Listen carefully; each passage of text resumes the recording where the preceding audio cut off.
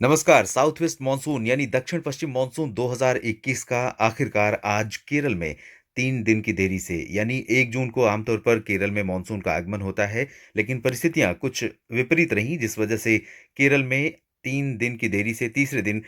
Monsoon express Kerala पहुंची है। हालांकि इसकी जो प्रगति हुई है, आमतौर पर पहले दिन जब केरल में मानसून दस्तक देता है, आमतौर पर इसकी जो पहला पहला स्टेप होता है वो लगभग इतने इलाकों को कवर करता है। इस तरह से मानसून आगे बढ़ता है। लेकिन इस बार अभी फ़िलहाल इसकी जो प्रगति रही, वो बहुत सीमित क्षेत्रों में हुई है। सिर्फ़ केरल के दक्षिणी तटवर्ती क्षेत्रों में, दक्षिण-पश्चिमी तटवर्ती क्षेत्रों में पहुँचा है और तमिलनाडु के सीमावर्ती क्षेत्रों में सीमाओं पर इसने टच किया है। लेकिन अरब सागर के दक्षिण-पूर्वी भागों में आगे बढ़ा है और बंगाल की खाड़ी के पश्चिमी हिस्सों पर भी मानसून ने प्रगति कर ली है। ये जो रीजन है दक्षिण पश्चिमी south west bay of Bengal का, यहाँ पर भी मानसून ने प्रगति की है, श्रीलंका को पार कर गया लगभग। थोड़ा-सा ये जो उत्तरी छोर है श्रीलंका का, यहाँ पर इसका पहुँचना अभी बाकी है। इसके अलावा प्रगति की संभावना काफ़ी अच्छी है, लेकिन इससे पहले कि हम आगे इसका अनुमान बताएँ या संभावनाएँ बताएँ कि किस तरह से आगे प्रगति करेगा, इससे पहले एक बार नज़र डालते हैं हवाओं की वर्तमान स्थिति पर और बादलों की वर्तमान स्थिति पर, जिनके आधार पर ये घोषणा की जा रही है कि केरल में मानसून का आगमन हो चुका है। ये है सैटेलाइट की ताज़ा तस्वीरें इस समय की शाम के लगभग 7 बज रहे हैं और आज 3 जून है। इस समय आप देख सकते हैं क्लाउड कवर दिन में भी केरल और इससे सटे भागों पर बढ़ा था। इससे पहले दक्षिण और मध्य और पूर्वी अरब सागर के ऊपर कई जगहों पर घने बादल कई दिनों से बने हुए हैं। 3-4 दिनों से यहाँ पर काफ़ी घने बादल हैं और इन बादलों के कारण ही तटीय महाराष्ट्र और कर्नाटक के तमाम इलाकों में और केरल में बारिश की गतिविधियाँ बढ़ी हैं, क्योंकि यहाँ पर एक सर्कुलेशन है और वही पुश कर रहा है, जो पुल कर रहा है हवाओं को, पश्चिमी हवाओं को। और उम्मीद ये है कि हवाएँ और स्ट्रेंथ पकड़ेंगी और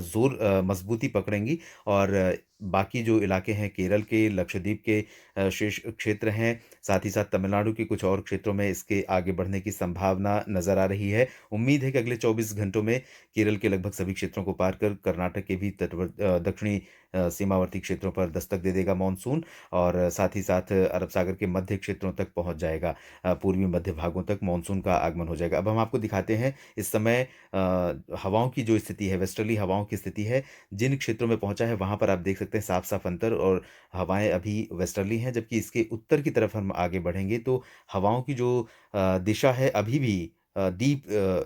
वेस्टर्ली नहीं हुई है।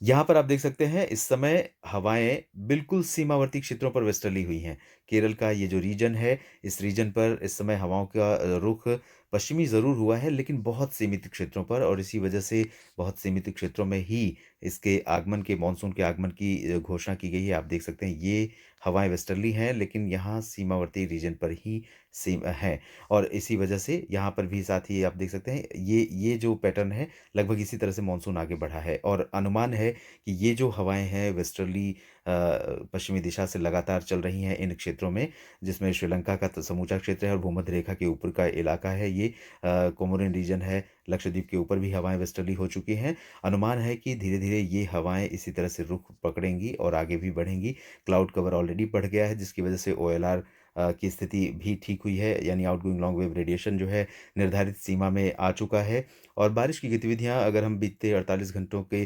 दौरान हुई केरल और कर्नाटक के बेंगलुरु तथा अमनी दीवी और लक्षद्वीप के एक और स्थान पर जो बारिश हुई है, इन जगहों पर जो वर्षा रिकॉर्ड की गई है वो थ्रेशोल्ड वैल्यू से ऊपर है या उसके बराबर है, यानी 2.5 मिलीमीटर 24 घंटों की अवधि में बारिश होनी चाहिए और इस तरह की बारिश 2 दिन लगातार होनी चाहिए, तब दूसरे दिन मानसून की घोषणा की जाती है। तो इस तरह की स्थितियाँ यहाँ पर बनी हैं और साथ ही साथ outgoing long wave radiation cloud cover बढ़ने की वजह से हुआ है, वेस्टर्ली चलने लगी है। तो उम्मीद है कि अगले 24 घंटों में ये और आगे मानसून बढ़ेगा और इसके साथ देश भर में उम्मीद और इंतज़ार मानसून के आगमन और मानसून वर्षा की शुरुआत का जो सिलसिला है वो शुरू हो जाएगा। किसान सबसे ज़्यादा प्रभावित होते हैं, तो किसानों में मुझे लगता है कि इस समय जिस तरह मानसून में 2-3 दिन की देरी हुई है, इससे थोड़ा-सा ज़रूर निराशा हुई है, क्योंकि पहले अनुमान लगाया गया था कि केरल में मानसून इस साल सामान्य समय से 1 या 2 दिन पहले आ सकता है, लेकिन थोड़ी-सी देरी हुई है। इसके कई कारण हो सकते हैं। हालाँकि इस 2-3 दिनों की देरी से और मानसून के प्रदर्शन से कोई सीधा संबंध नहीं है आमतौर पर, और यहाँ तक कि प्रगति से भी संबंध नहीं। मानसून कई बार देर से आने के बावजूद बहुत अच्छी रफ्तार में आगे बढ़ता है, सामान्य या सामान्य से अधिक रफ्तार से भी बाकी देश के बाकी हिस्सों में ये प्रगति करता है। लेकिन अभी इसकी जो प्रगति है बाकी राज्यों में, अगले 24 से 48 घंटों की बात अगर हम छोड़ दें, तो महाराष्ट्र के क्षेत्रों, छत्तीसगढ़, तेलंगाना, आंध्र प्रदेश का उत्तरी तटीय इलाका, ओडिशा, छत्तीसगढ़, मध्य प्रदेश, गुजरात और बाकी जो पूर्वोत्तर क्षेत्र हैं, इन भागों में, हालाँकि पूर्वोत्तर राज्यों में भी इसके अगले 24 घंटों में कुछ इलाकों में दस्तक देने की संभावना बन सकती है, क्योंकि साउथ वेस्टर्ली लगातार यहाँ पर चल रही हैं और धीरे-धीरे इंटेंसिटी हवाओं की ओर बढ़ने ही वाली है, और बारिश की गतिविधियाँ पहले से ही पूर्वोत्तर भारत के राज्यों में कई जगहों पर काफ़ी व्यापक हो रही हैं। तो अनुमान ये है कि सामान्य रफ्तार से आगे बढ़ेगा, और क्योंकि इस पर एल नीनो का साया नहीं है, आईओडी भी नेगेटिव नहीं है, न्यूट्रल कंडीशन में है, तो ज़्यादा खतरा मानसून के कमज़ोर होने का फ़िलहाल नहीं है। और हाल ही में भारतीय मौसम विभाग ने जो अनुमान, अपना रिवाइज़्ड पूर्वानुमान जारी किया मानसून का, उसमें 101% वर्षा का अनुमान लगाया है।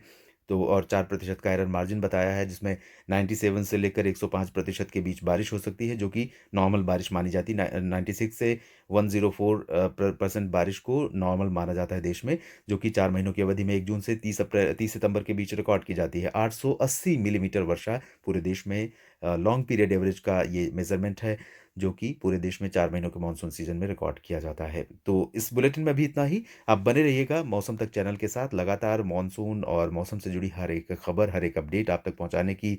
मेरी कोशिश लगातार जारी है, और आगे भी आपको अपडेट करते रहेंगे। आपके फीडबैक, आपके सुझाव मैं पढ़ता हूँ और कोशिश करता हूँ कि उसके अकॉर्डिंग आपको इन्फॉर्मेशन, आपको सूचनाएँ देने की कोशिश करता रहूँ, ताकि आपकी एक्सपेक्टेशन पूरी होती रहे। थैंक यू, धन्यवाद।